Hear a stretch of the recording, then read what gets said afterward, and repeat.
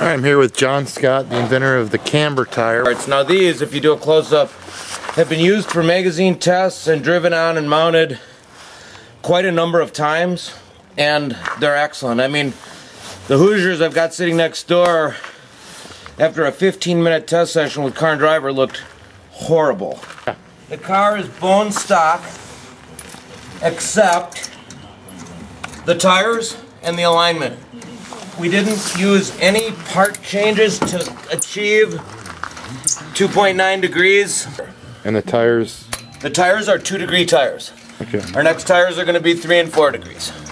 It's amazing. I mean, the noise that comes through a square tire is bam. These are just like, they like morph over stuff. Yeah, no, the ride is very smooth. Substantially different. It absolutely transforms the car. With these tires, they morph over the bumps and you got no issue. None. I mean, it's incredible. I mean, and that's just one of the safety factors. The reduction in rollover and the more immediacy to the emergency maneuvering is really a strong point. We just took that corner at 70 or 75. It was a 40-mile-an-hour turn. We could have gone much faster. There was just 3 cars there, 2 cars.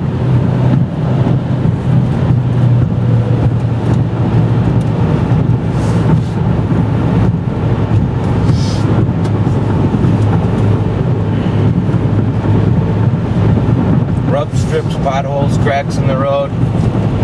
Now remember, we're at 32 pounds too. Everybody's like, I can't get it to slide. What do I do to get the thing to slide? You know?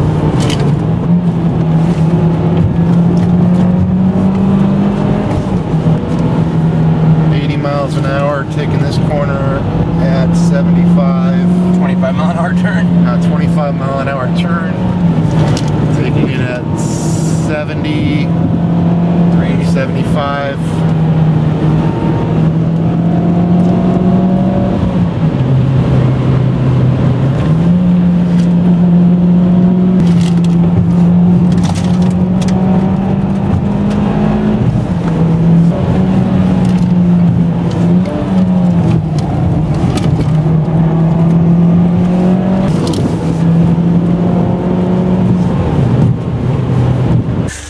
Check it out. It's not even breaking over the edge. The tits are still there. There's no. That is the farthest it rolled over at the lowest air pressure we could put in. Patrick Highland. Ready to try out the Camber steering input. It's very confidence inspiring. Yes. That's one of the things on these tires. When you're doing slaloms, the magazines just absolutely love the tires because they exhibit a more immediate response from side to side.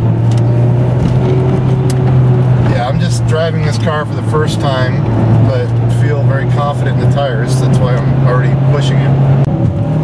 Yeah, I'm trying to drive a little goofy. It's a 4-wheel drive, so right. I know it's going to be hard to break them loose, but just to feel a little bit in the corners. So far, I haven't felt it. So it's a good thing. The thing I do like about your comment is that you have a high level of confidence in it. Like that corner I took too fast and it still didn't feel like I was losing control. The tires themselves are not loud. It just feels very smooth. For our compound tires, you would expect a lot more vibration, especially in a car like this with a very stiff suspension. So it's an amazingly smooth ride. And I'm going 80 miles an hour and it just doesn't feel like it. We're going to be doing some G-force testing. Let's go.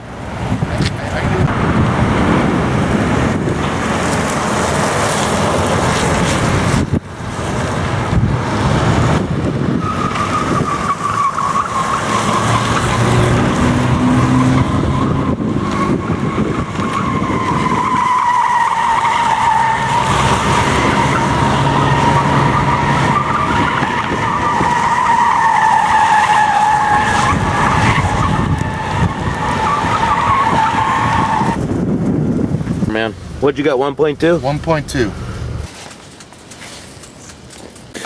So it's really remarkable that we just did the G-force test using the G-force meter on my Android phone. It was 1.2 G-force, and we're just doing it in a small parking lot in not ideal conditions. So it would be interesting to see under in hard turns at high speed what these tires can achieve. We'll take out another car today to do a comparison and see what G-force we can achieve with those tires on that particular car. But we'll look at that. Also, I want to pan down here back to the tire so we can look at the sidewall and see how much scrub. Usually you'd scrub quite a bit of tread off and have it go well over onto the sidewall. So I'll pan down now to look at the sidewall, and you see that it looks like the scrub goes down to about here. You see this black shiny surface versus the molded surface here. I honestly don't think it got down anywhere. This is just mold mark here. This is flash from the mold. It's not at all any scrub on the sidewall, which usually you'd have more rollover on the outside of the tire. So it's quite remarkable. And if you look at the tread itself, and we've been testing this thing hard. He's had it in other tests, automobile magazines, etc., testing these tires. This is the R compound tire. We're going to switch these out and put the street compound tire back on. But again, our compound tire looks like this after days and days and days of testing is just unbelievable. Okay, again.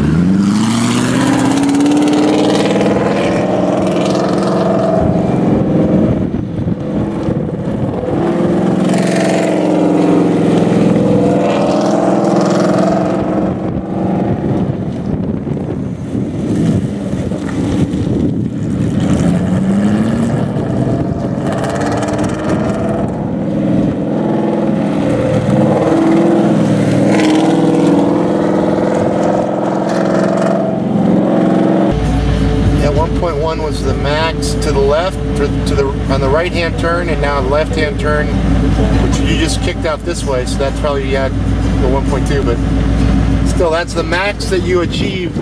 Pirelli P0's in the P0 that's specifically made for and a 315 width for the fastest production car in the United States. You know, what we're seeing is that this is just an amazing